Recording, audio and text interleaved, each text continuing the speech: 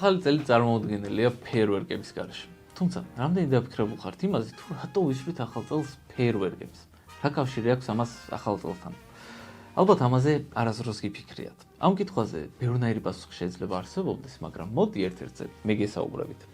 საინტერესო აქვს მენია თუ არა ჩინური ახალი წლის ტრადიცია ნიანთან დაკავშირებით. ნიანი ეს იყო არა უბრალოდ მეტაფორა, არამედ რეალური ურჩხული მითოლოგიაში, რომლის თავიც ბასრ რქიან ლომს ჰგავდა. როგორც ჩანს, ის უმეტესად ზღვის ფსკერზე ცხოვრობდა და ნაპირზე მხოლოდ მთვარის წლის ბოლო დღეს გადიოდა ადამიანებისა და პირუტყვების შესაჭმელად. ამიტომ ყოველწლიურად ამ დღეს ადამიანები ადრე ვახშმობდნენ, ჭიდროდ კეტავდნენ შინაურ ცხოველებს და შემდეგ შორეულ მთებში გარბოდნენ. სოფლის ცხოვრებლებმა გაიგეს, რომ ნიანს ძალიან ეშინოდა ხმაურის და წითელი ფერის. სწორედ ასე გაჩნდა ეს ტრადიცია. ახალი წლის ღამეს ფეიერვერკებს ისვრიან, ქოთნებს აბრახუნებენ, წითელი დეკორაციები უკიდიათ და ფარნებს ანთებენ. ეს კლასიკური აპოტროპული რიტუალია. ხმაური, ფერები და სინათლე ერთად ბოროტების განდევნას ემსახურება. სოფლიო სავსე ამ კაცრი და ხშირად უცნაური საკანონმდებლო აკრძალვებით, რომლებიც სავსებით რეალურია. აი მაგალითად, სინგაპურში სისუფთავის დაცვის მიზნით სახეჭი რეზინის იმპორტი და გაყიდვა იკრძალება. ვენეციაში მკაცრად კონტროლდება მტრედების გამოყვება, რადგან ისტორიული ძეგლები არ დაზიანდეს, ხოლო შვეიცარიაში კანონთა განსაზღვრული, რომ ერთი ზღვის კოჭის ყოლა დაუშვებელია, რადგან ეს სოციალური არსება და მარტოობა მის მიმართ სასტიკ მოპყრობად ითვლება. თუმცა არსებობს შემთხვევები, როცა ბიუროკრატია თავს ფიზიკურ მოვლენებსაც კი უპირისპირდება. არსებობს ერთ-ერთი ყველაზე უცნაური შემთხვევა, როდესაც თოვლის მოსვლა იკრძალა. 1992 წელს ამერიკის შეერთებული შტატების ერთ-ერთ ქალაქში თოვლი ოფიციალურად აიკრძალა. ეს არც ხაპარია და არც სატირა, ეს სირაკუზა. მას შემდეგ, რაც ქალაქში რეკორდული რაოდენობის თოვლი მოვიდა და ხალხს მოთმინების ფიალა აევსო, საქალაქო საბჭომ გამოსცა რეზოლუცია, რომლის მიხედვითაც ნებისმიერი შემდგომი თოვლი 92 წლის 25 დეკემბრამდე გამოცხადდა უკანონოდ. ქალაქმა ოფიციალურად აუკრძალა თოვლის მოსვლა. არ ვიცი, რის იმედი ჰქონდა საბჭოს. ალბათ ეგონა ბუნება ეტყოდა. პრასტი ბრატ, შენთვის არ მეტყოდა. მაგრამ რა თქმა უნდა, დედა ბუნება ასე არ მოქცეულა. სულ რამოდენიმე დღეში სირაკუზაში ისევ დიდი თოვლი მოვიდა, რამაც ნიუ-იორკის შტატის სხვა ქალაქებში ხალხი ძალიან გააცინა. Sweeping up the eastern seaboard, the worst pre-winter snowstorm in the record books. სირაკუზელებს ეს იდეა ძალიან მოეწონათ. ხალხი გაზეთებს ინახავდა, რეზოლუციას კედლებზე აკრავდა და წლების განმავლობაში ხუმრობდა, რომ თოვლი კანონზარღვევდა. სირაკუზაში დღემდე ამბობენ, რომ თოვლი იქ არ მოდის, უბრალოდ უკანონოდ შემოდის. ეს ისტორია დღეს ქალაქის იდენტობის ნაწილად იქცა.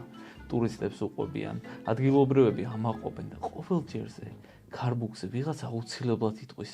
ეს ხომ აკრძალულია.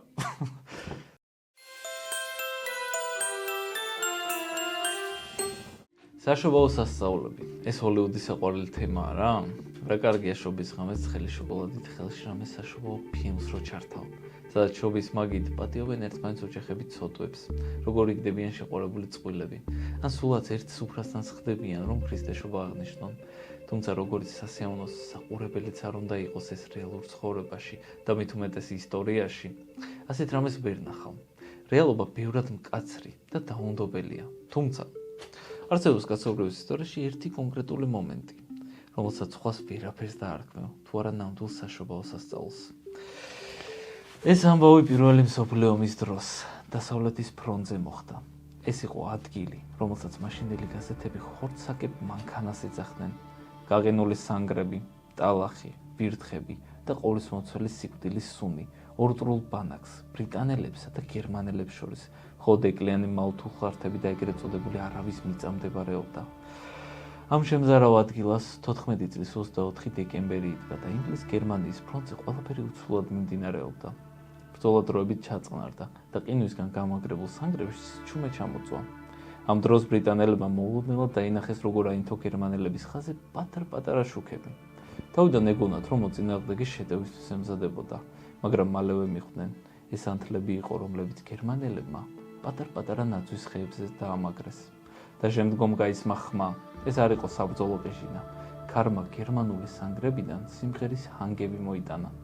ისინი შობა გათენდას მღეროდნენ. ბრიტანელები დაიბნენ, თუმცა მალევე აყვნენ ინგლისური საგალობლით. და ასეს როლის ნაცვლად ფრონტის ხაზზე უცნაურმა ორენოვანმა გუნდმა დაიწყო სიმღერა. მერე კი ყველაზე წარმოუდგენელი რამ მოხდა. სრულიად ბურუში გერმანული სანგრიდან ერთი ფიგურა მოიზარდა. იარაღის გარეშე, ხელები მაღლა ეწერა და ინგლისურად ყვიროდა. თქვენ არ ისვრით, ჩვენც არ ვისვრით. ბრიტანელები წამით შეყოვდნენ. ვერ გაიგოთ ხაფანგი იყო ეს თუ არა. წამიერი შეყოვნების შემდგომ ერთმანეთს გადახედეს და მერე ჯერ ერთმა გაბედა სანგრიდან ამოსვლა. მას მეორე მიყვა. რამდენიმე წუთში ეს ადგილი ეგრეთ წოდებული არავის მიწა, რომელიც ცოტა ხნის წინ სასიკვდილო ზონა იყო, ასობით ჯარისკაცით გაივსო. ისინი ფრთხილად უახლოვდებოდნენ ერთმანეთს. არანაირი აგრესია, მხოლოდ ცნობის მოყვარეობა და გაოცება სახეზე. ეს იყო შობის ზავი. მტრებმა, რომლებსაც გუშინ ერთმანეთთვის ყელი უნდა გამოეჭრათ, ხელები ჩამოართვეს, მათ გაცვალეს ყველაზე ძვირფასი, რაც გააჩნდა ციგარეტები, შოკოლადი და ოჯახის ფოტოები. ინგლისელმა ჯიმა და გერმანელმა ჰანსმა აღმოაჩინეს, რომ არც ერთი მათგანი არ იყო ურჩხული. ერთ სახლში ცოლი ელოდა, მეორეს პატარა შვილი. ლეგენდის თანახმად მათ იმ გაყინულ მიწაზე ფეხბურთიც კი ითამაშეს. იმ ღამით სიჩუმეს არა ტყვეების ზუზუნი, არამედ სიცილი და საშობაო საგალობელი არ ყვევდა.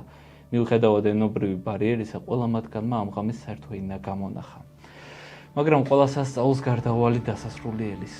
სამწუხაროდ შობის სასწაულმა დიდხანს არ გასტანა.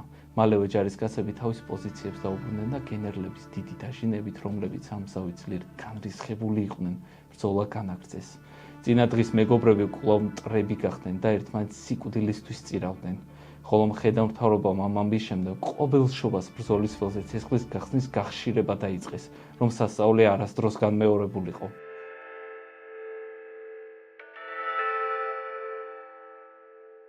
ამ ამბის მერე შენდაუნებურად გიჩნდება კითხვა. ვის ებრძოდნენ ისინი სინამდვილეში? იქ არავის მიწაზე შეხვედრისასო ყველამ დაინახა სიმართლე. ინგლისელ ჯონს და გერმანელ ჰანს ერთმანეთში არაფერი ჰქონდათ გასაყოფი. მათ ერთნაირი სიმღერები უყვარდათ, ერთნაირად ენატრებოდათ სახლი და ერთნაირად ზულდათ ტალახში წოლა. მათი მტრობა ფიქცია იყო, რომელიც მათ თავს მოახვიეს. ეს ადამიანები არ დაბადებულა მკვლელებად. ისინი ერთმანეთისთვის უცხოებიც კი არ ყოფილან სულისკვეთებით.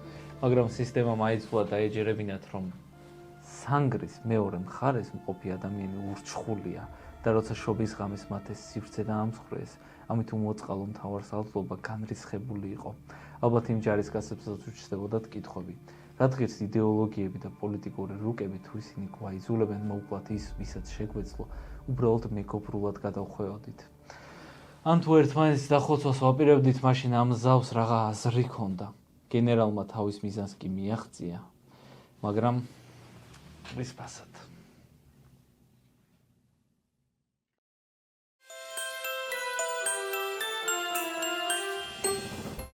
ოლივერ კრომველი და აკრძალული შობა. ხშირად ასე გვესმის. მე-17 საუკუნის ინგლისში ხელისუფლებაში მოდის ოლივერ კრომველი და პირველი რაც გააკეთა, შობის აკრძალვა იყო. არანაირი ნაზვის ხე, არანაირი საგალობლები და არანაირი დღესასწაული. ეს ამბავი საუკუნეების განმავლობაში ასე გადმოგვეცა, თუმცა ისტორია სინამდვილეში გაცილებით რთულია.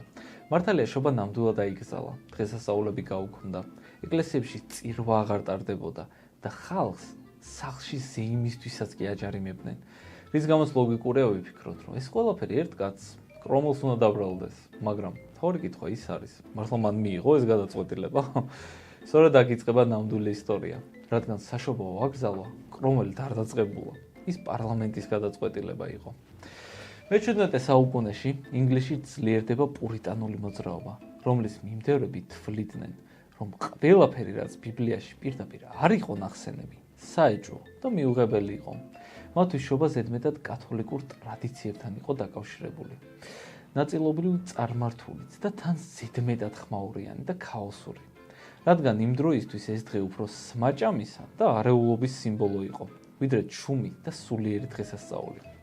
1640-იან წლებში, როცა ინგლისის სამოქალაქო ომში იყო ჩაფლული, პარლამენტმა დაიწყო ლოცვისა და მარხვის დღეების დაწესება.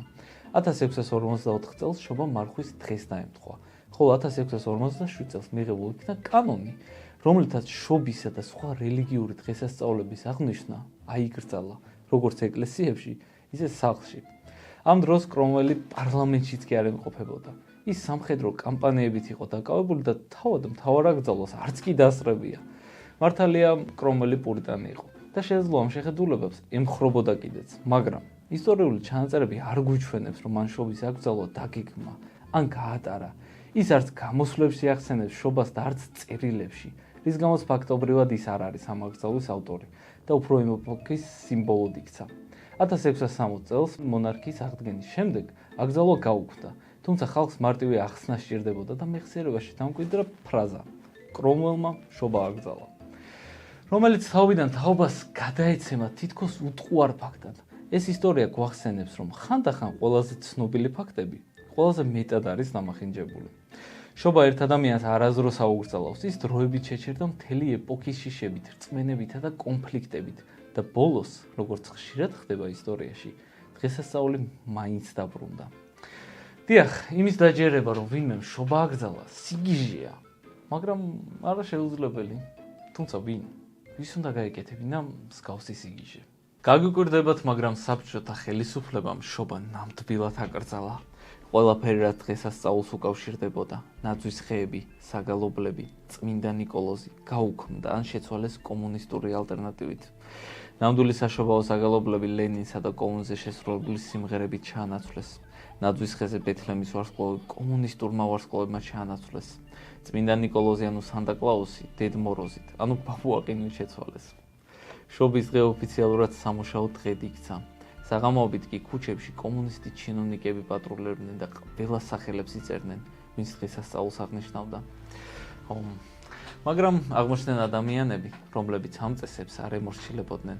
1972 წლის 12 იანვარს კიევსა და ლვოვში 19 ადამიანი დააკავეს. ისინი, ვინც შობის საგალობლებს მღეროდნენ, პატიმრობაში აღმოჩნდნენ.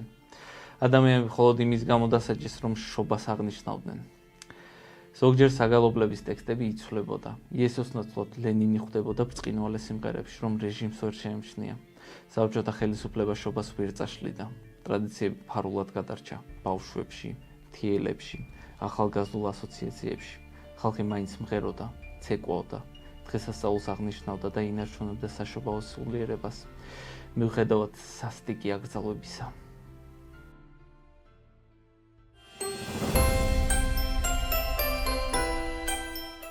იცით ხო, როგორ იწყება ახალი წელი საქართველოში? ჩვენ გვაქვს ერთი ძალიან საინტერესო ტრადიცია, მეკვლეობა. მეკვლე როგორც წესი ყველაზე პირველი სტუმარია ოჯახში, რომელიც სახლში შედის ახალ წელს და სწორედ ეს ადამიანი განსაზღვროს ოჯახის ბედს მთელი წლის განმავლობაში. ხშირ შემთხვევაში მეკვლე ახლო ადამიანია, რომელსაც ტკბილეული აქვს მოტანილი. მეკვლეს მარტივი დავალება აქვს, მოიტანოს ტკბილეულით სავსე ხელებით, რომ წელიც ისეთივე სავსე იყოს. მარტივია, სავსე ხელები, სავსე წელი. მაგრამ კიდევ იცით ვისა აქვთ მეკვლეობის წესი? შოტლანდიელებს. მაგრამ მათ ცოტა უცნაურად აქვთ ეს წესი. იქ მეკვლეს ტკბილეული არ მიაქვს. ჰოგმანეიში მისული მეკლე უნდა იყოს მაღალი, შავთმიანი მამაკაცი, რომელიც შუაღამისას სახლში არ ყოფილა. რატომ შავთმიანი? ვიკინგების დროიდან დარჩენილი შიშია. ქერათმიანი უცხოელი კარზე ხშირად უბედურებას ნიშნავდა. შავთმიანი სტუმარი კი პირიქით, ოჯახის დამცველა და კარგი ბედის გამტანა დაგიქმებოდა. მოკლედ, ახალი წელი შავთმიანმა მეგობარმა და ტკბილეულმა თუ დაიწყო, ესე იგი კარგი წელი გელით. ალბათ. არ ვიცი. ჩიჩილაკი, მზის სიმბოლო და ბასილასწვერი.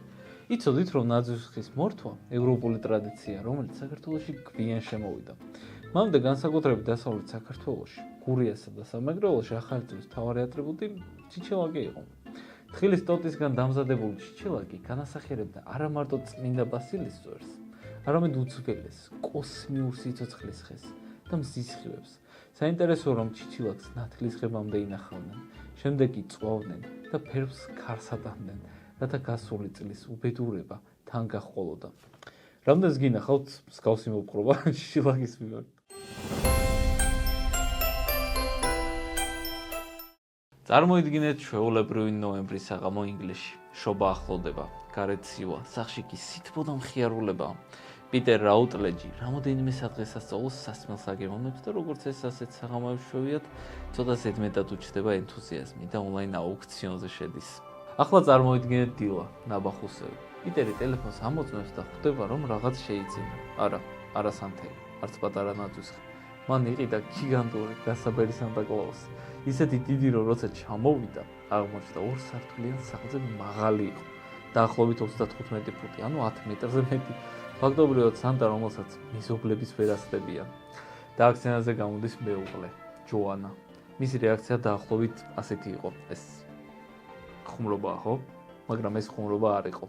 ეზოში გაბერლის სანტა იდგა, რომელიც თითქოს მთელს უბანს ამცნობდა. მე აქ ვარ და შობა დაიწყო.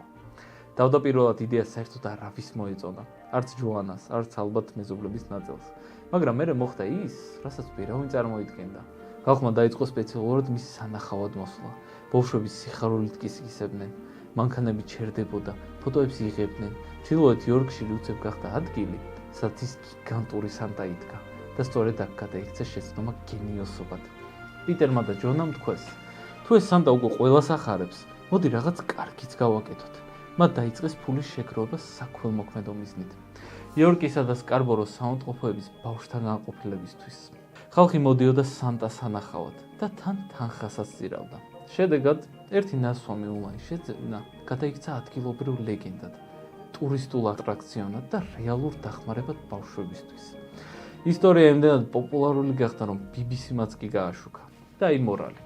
ხანდახან ცხოვრებაში ყველაზე დიდი სისულელე შეიძლება ყველაზე დიდ სიკეთად იქცეს.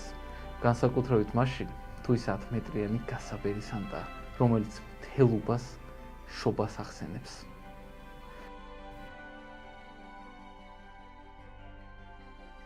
მადლობა ყველას, ვინც ვიდეოს აქამდე უყურეთ. თუ მოგეწონათ ვიდეო, დალაიქეთ ის. ხოლო თუ არხი მოგწონთ, არხი გამოიწერეთ. ეს ვიდეო ზუსტად თქვენს გამო გაკეთდა რამოდენიმე დღეში. ახლა კი ახალ წელს გილოცავთ. ყველაფერს საუკეთესოს გისურვებთ და გპირდებით, რომ ამ არხზე 2026 წელს დაიდება ისეთი მაგარი ვიდეოები, რომ წარმოდგენას კი არ გაქვთ. ნახვამდის.